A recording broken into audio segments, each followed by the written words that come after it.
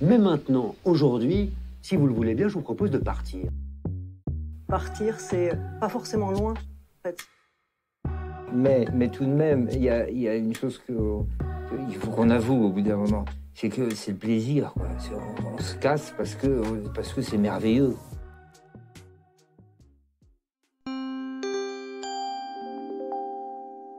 Salut et bienvenue dans ce 6e épisode de Go Save the Train. Je suis Clara et aujourd'hui je vous embarque avec moi pour une destination un peu spéciale. On va sortir du territoire pour aller en terre bien connue. Terrain ennemi pour certains Anglais pas très ouverts d'esprit. Terre natale pour ma part, la France.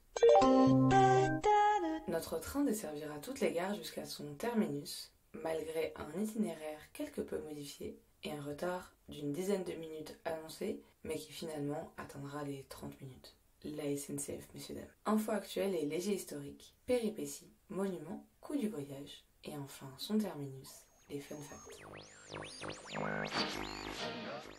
Certes, c'est peut-être le podcast d'une agent double, mais toujours pas d'une historienne. Donc je vous ferai pas l'histoire de France. On parlait d'Angleterre ici à la base. Je vous apprends pas qu'historiquement, entre les Français et les Anglais, c'est pas l'amour fou. Mais pourquoi ça? Eh bien Jamy, je vais vous expliquer tout ça rapidement. Faut pas pousser non plus. En fait, ça s'est un peu passé comme si ton voisin trouvait son appart trop petit et du coup il décrétait que désormais ton appart devenait son extension. Et bah, il y a eu un roi anglais, Édouard III, qui s'est senti un peu chaud avec des envies d'agrandissement, mais lui de royaume. Donc, il a décidé d'envahir la France, en toute simplicité. Ce qui a créé la guerre de 100 ans. Quelle bonne idée! Et la rivalité était lancée. Il y a eu des conflits et des enjeux économiques qui n'ont pas aidé. Et puis maintenant, la théorie, c'est qu'on est les meilleurs ennemis. Que notre rivalité, ce serait une rivalité équivalente à celle de voisins de palier qui habitent et se connaissent depuis vraiment très très longtemps et qui grandissent côte à côte. Pas dans les mêmes directions, mais qui gardent un œil bienveillant l'un sur l'autre sans pour autant l'admettre. Moi je pense que la diplomatie, c'est un chouïa plus compliqué que les enjeux de voisinage, même si je capte bien la métaphore. Cher pays de mon enfance, bercé de tendre insouciance, je t'ai gardé dans mon cœur. C'est rigolo et très cliché, mais j'aime beaucoup mon pays. Je trouve qu'on a des paysages et des régions vraiment extraordinaires. Et je préviens, ça va vraiment sonner cliché, mais plus je suis loin, et plus ça me manque de pas être en France. Surtout Paris, à qui je voue une certaine haine quand j'y habite, et que j'adore dès que je m'en éloigne. Bon, c'est un voyage Tetris. Essayer de faire rentrer dans un temps très très limité tous les gens que j'aime et que je veux voir en fonction de leur emploi du temps à eux et voir certains gens genre ma coiffeuse. Je vais pas vous raconter mon voyage parce que j'étais pas là pour faire du tourisme, mais je voulais juste vous dire ça. Retrouver la chaleur de la culture française, ça m'a fait du bien. Tout comprendre dans la rue aussi. Pouvoir réagir aux situations, il faisait beau, c'était comme l'été. J'ai pu réaliser mon rêve de ces derniers mois, boire un café au soleil, le bonheur. J'ai aimé marcher dans Paris, de parc en parc et de monument en monument. J'ai aimé les Français en terrasse. J'ai adoré les complotistes qui viennent te parler comme si c'était tout à fait normal de t'avertir contre les puces électroniques qu'on a tous dans le corps à cause des rendez-vous chez le dentiste.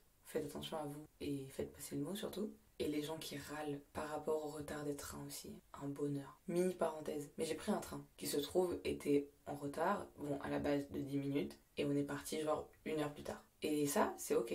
Mais j'ai tellement adoré, mais si fort, les gens qui étaient seuls, mais qui voulaient quand même râler. Alors ils faisaient en secouant la tête et en regardant tout autour d'eux pour rallier des gens à leur râlerie. Sinon, marcher dans des endroits de nature avec du relief, genre des collines, voire des montagnes. Après, sans trop spoiler, niveau dénivelé, vous serez servi dans le prochain épisode. Bref, j'ai profité de la vie comme une lycéenne qui vient d'être en vacances et c'était merveilleux.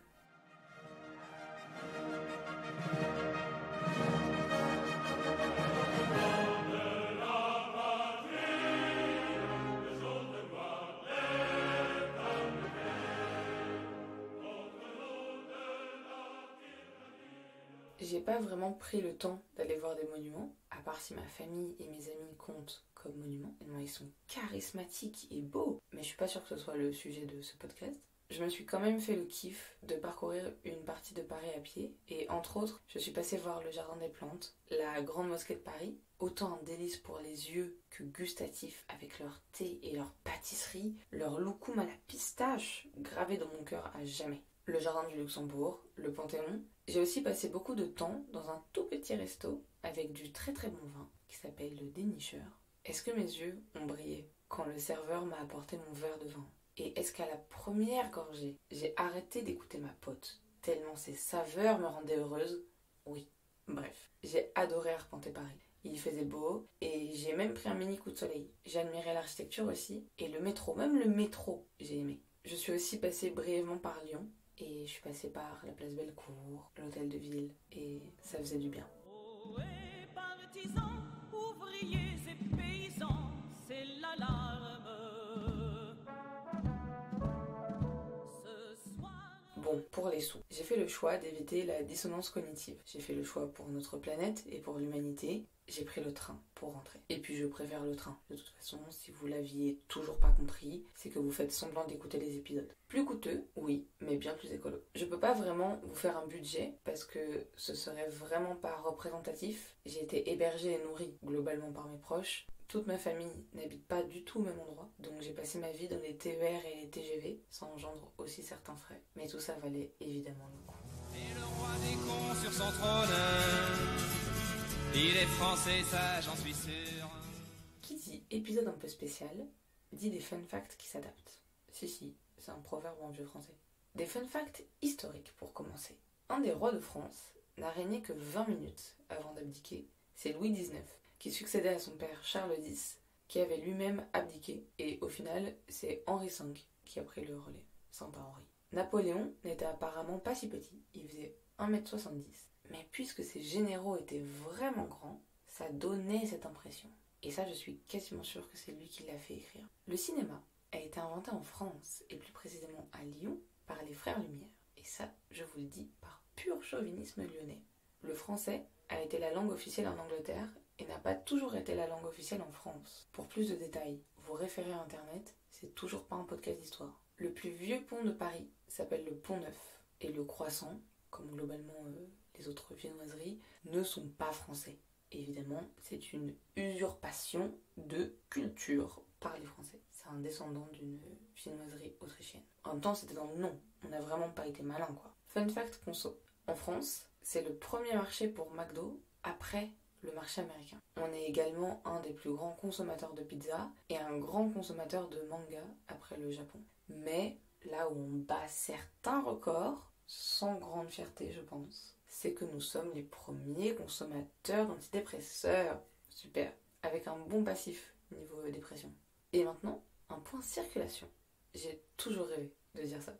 Plus de la moitié des ronds-points dans le monde se trouvent en France. Il y en a plus de 30 000. Ça devient une obsession.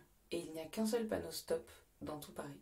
Bon, après, il y avait des fun facts que je savais pas trop où mettre. La France, c'est le deuxième plus grand territoire maritime du monde. Même si on les utilise pas, dans l'armée française, il y a un élevage de pigeons militaires. C'est le seul pays européen à maintenir un colombier militaire. La France, c'est un des pays les plus visités, avec la Tour Eiffel et Disneyland comme monuments les plus visités. Et puis la France, pays des droits de l'homme, on a quand même des lois un peu improbables. Déjà, on rigole, mais les femmes ne peuvent porter des pantalons sans aucune condition. Parce qu'avant, on n'avait le droit que si on était à vélo ou à cheval. Que depuis 2013, légalement. Soit 10 ans aujourd'hui. Bravo, la modernité. Aucun cochon ne peut être nommé Napoléon. Il est illégal de s'embrasser sur une voie ferrée en même temps. Pardon, mais quelle idée. Par contre, on peut danser, boire des coups, faire à peu près ce que tu veux. Mais s'embrasser, faut même pas y penser quoi. Est-ce que la bise ça compte? Je ne sais pas. Entre 8h du matin et 20h, 70% de la musique qui passe à la radio doit être française. Ça, je suis pas sûre que ce soit encore d'actualité, mais ça a sûrement été vrai. Et à Paris, une poubelle ou un cendrier sont considérés comme des armes mortelles. Il me prend dans ses bras, il me parle tout bas, je vois la vie en rose. Il me dit des mots d'amour, des mots de tous les jours, que ça me fait quelque chose. Voilà, c'est la fin de ce voyage. Et avant de vous laisser descendre de ce train, je voulais encore vous dire quelques mots. Déjà, merci pour votre écoute et d'être resté jusqu'ici. Ensuite, j'aimerais citer les merveilleuses musiques qui nous ont accompagnés tout au long de ce voyage. Parce que serait un voyage sans musique finalement?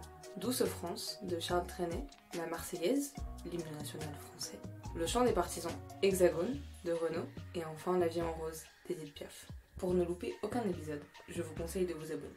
Après, moi je dis ça, je dis vraiment rien. Merci aussi de vos retours. Et puis, si ça vous dit de soutenir ce podcast, vous pouvez mettre 5 étoiles et un commentaire chouette sur iTunes et des étoiles sur Spotify. On dirait pas comme ça, mais ça aide carrément. Sinon, vous pouvez simplement liker, partager sur Insta, @GodSaveTheTrain, me suivre et puis en parler à vos amis. On se retrouve dans 2 semaines, enfin environ. Vous avez compris que je suis pas la reine de la ponctualité, pour un épisode bien plus nature et sportif, avec du Danny Collet. C'est la fin de cet épisode. Merci de m'avoir écouté jusqu'ici. Prenez soin de vous et de ceux qui vous entourent. À très vite.